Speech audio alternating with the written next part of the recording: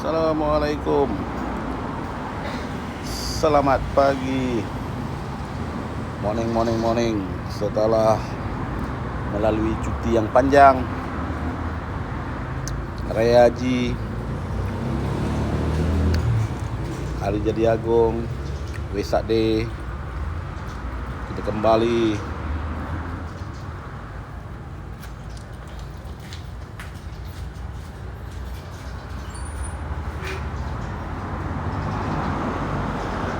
ni Azia yang tuan dibuat overhaul. Okey, kita dah naikkan enjin dia.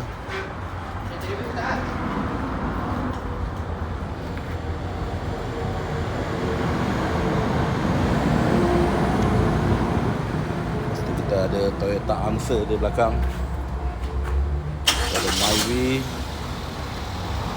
Angsa lagi. Ni Angsa problem gearbox.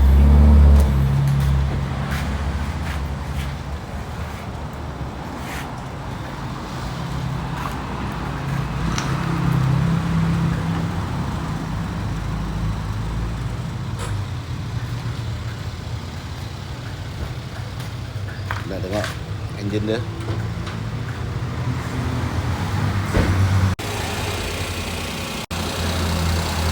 Okey, kita dah start enjin.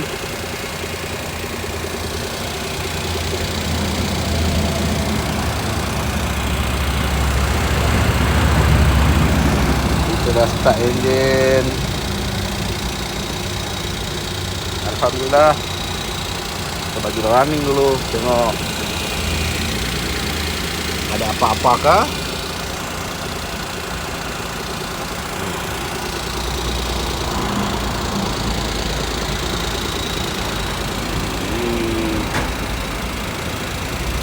Azia overhaul engine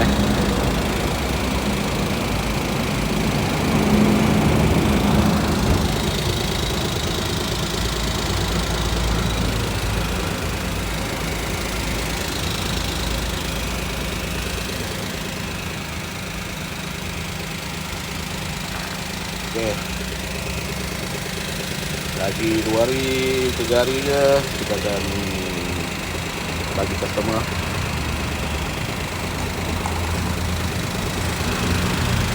Customer ni ada pergi beberapa buah workshop lah.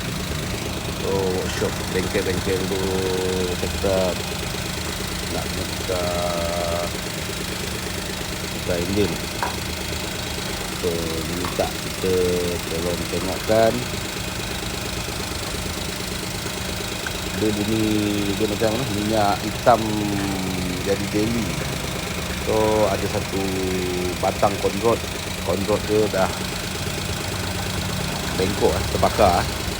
So kita dah angkat engine ring, kita buat balik crankshaft dia. So piston dia tak ada apa. Kita tukar piston ring, kita tukarkan dia timing chain, pendel baru, nanti air filter baru, yang hitam, oil filter. Lain semua okey kata ni. Nasib owner ni lah terbaik. Masa datang tu pun bila kita start bunyi dia kasar. Sebab satu dia punya rod tu dah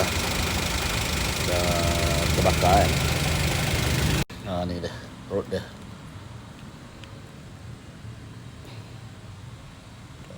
So kita dah hantar kedai engineering. Kita dah buat. Patutnya boleh siap awal hari tu, cuma cuti panjang kan, hujung bulan 5 2026 tu cuti terlalu panjang. Akhirnya kita berjaya menyiapkan. Mana yang nak hantar Azia ke Beza ke, minyak hitam dah menjadi jelly. Bunyi dia, bunyi conrod, boleh halo-halo kita bosku. Terima kasih.